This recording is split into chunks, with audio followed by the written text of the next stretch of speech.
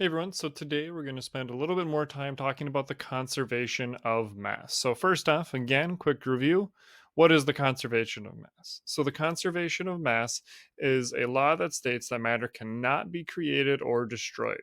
It can change forms, and so that's that other bit. So, the total mass will be the same, but it could be a solid, it could be a liquid, it could be a gas, but it's still that same amount of mass.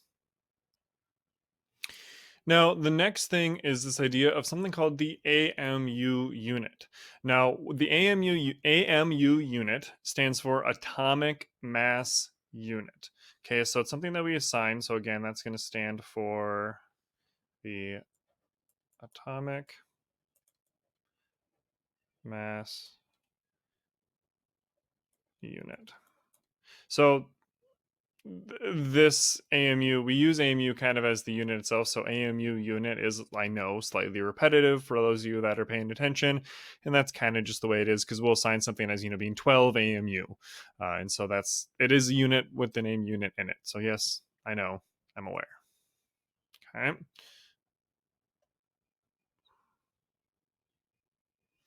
So, what is an AMU? An AMU has been defined since 1961, so it's been around for a while, and it was originally defined as 1/12 the mass of the carbon 12 isotope. Okay, so the kind of the most common carbon 12 atom.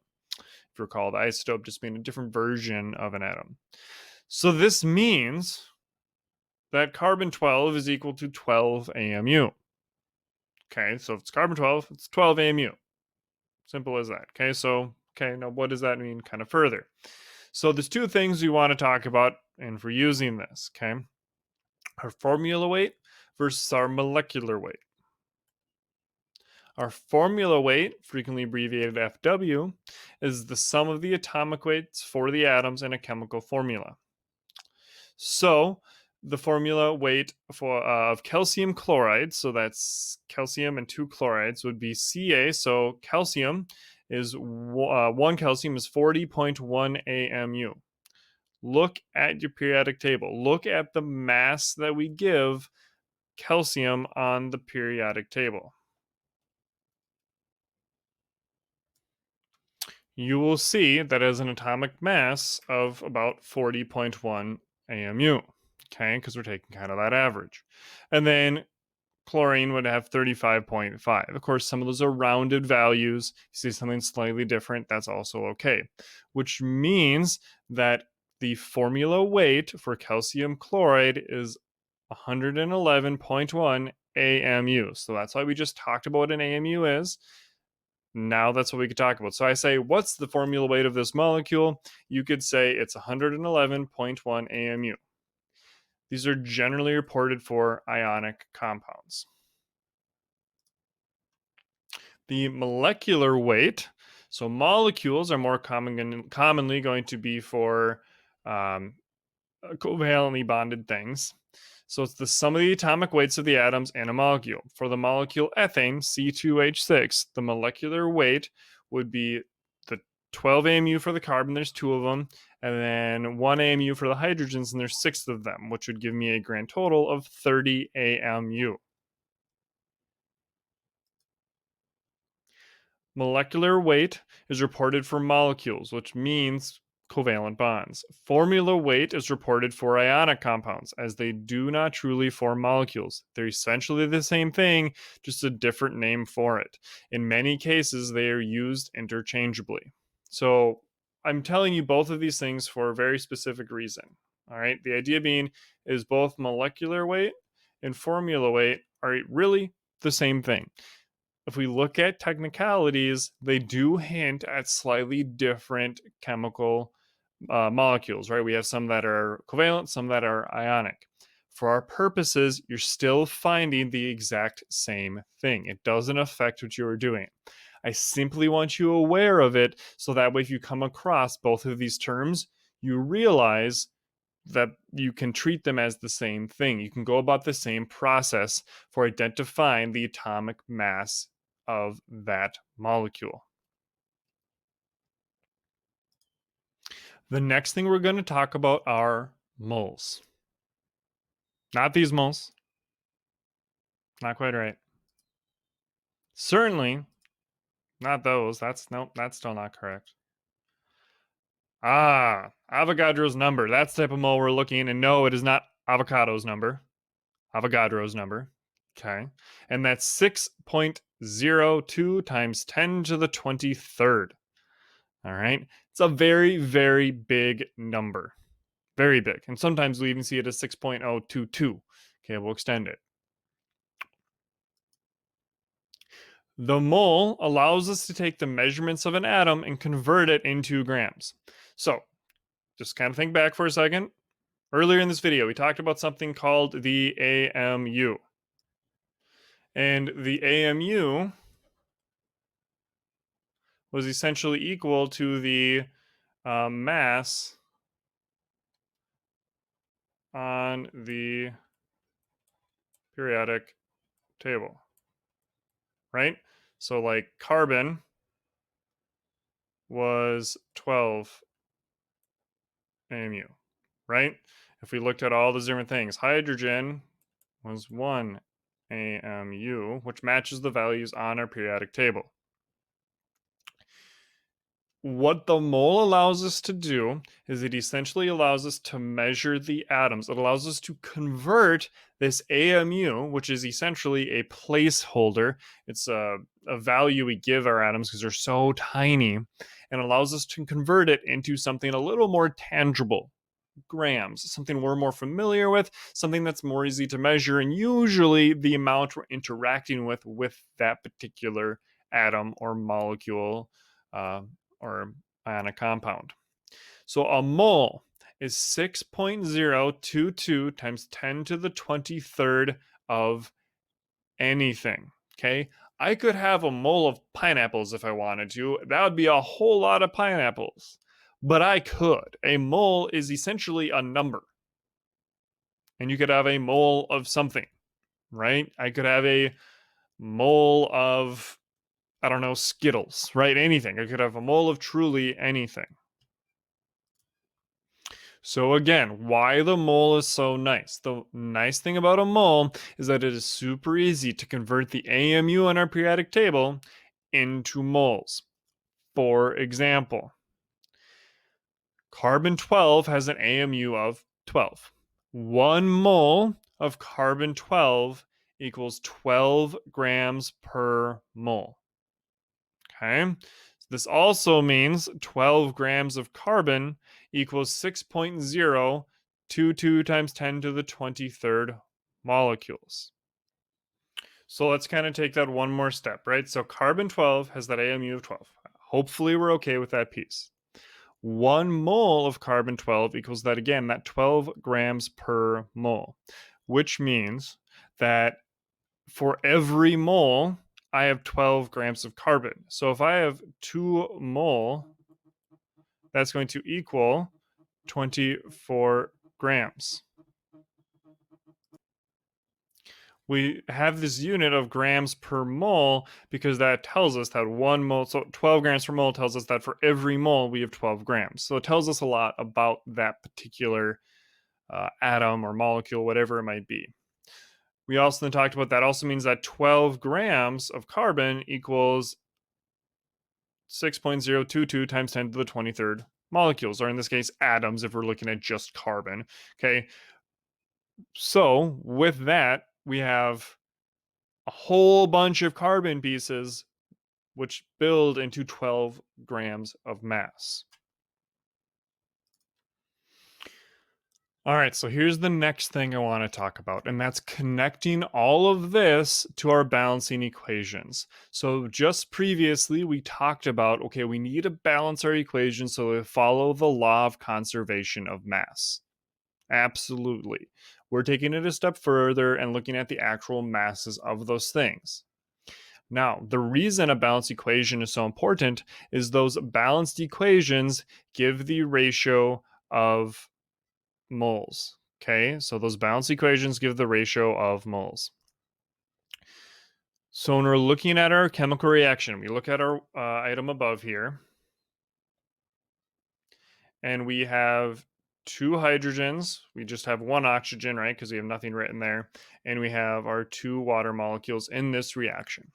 And this is our balanced reaction. We have 4 total hydrogens and we have our 2 total oxygens.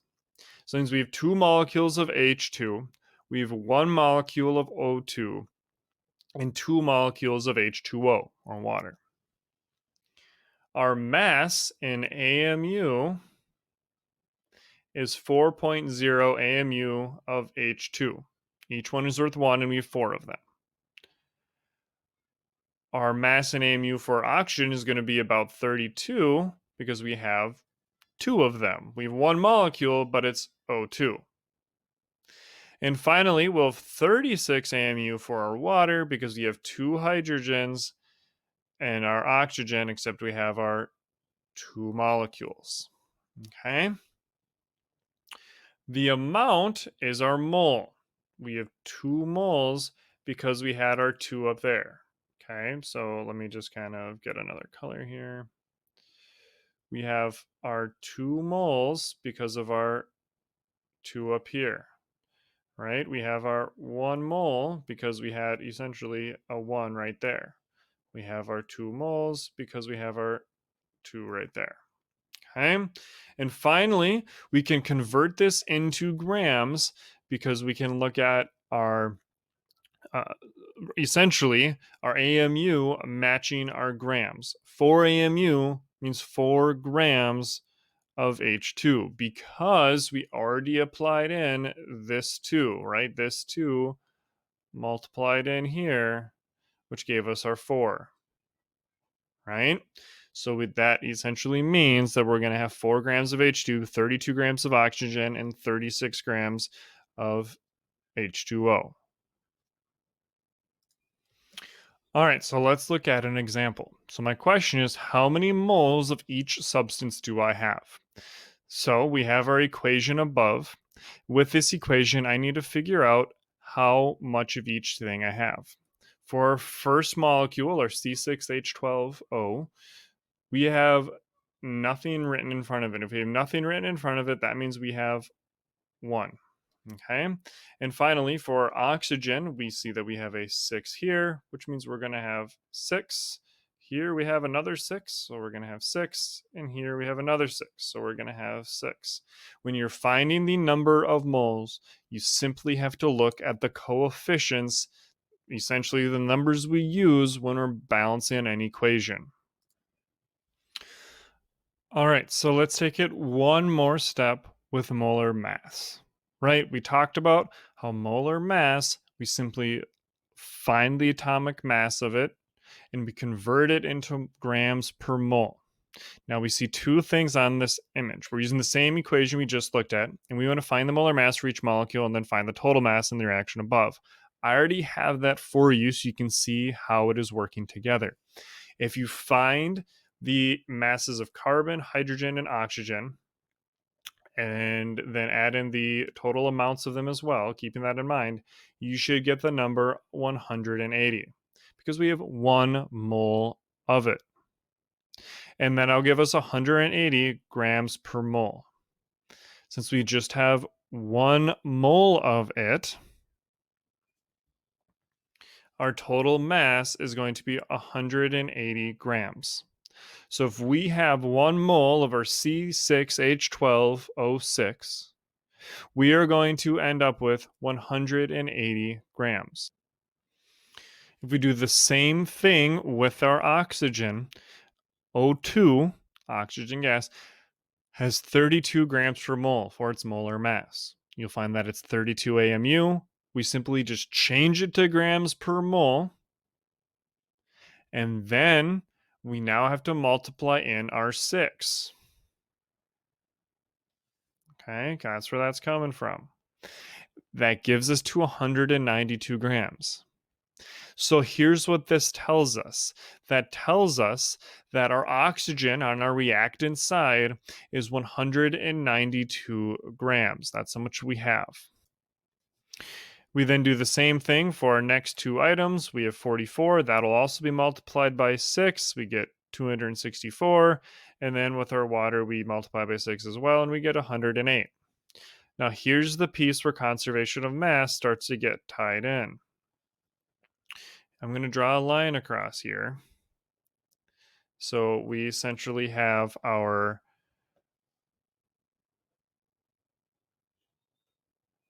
react side and our product side. Okay, if we have that, then we should, if we add these together, okay, so add 180 and 190, and you should get 372 grams. If you do the same thing with these two, you should get 372 grams. That means our reaction is balanced and it followed the law of conservation of mass. That finishes our video on our conservation of mass. So, kind of quick recap. We talked about what an atomic mass unit was. We talked about how that can easily translate into grams per mole. We essentially change the unit. Coefficients in our equations are the number of moles we use. A mole is 6.022 times 10 to the 23rd of anything.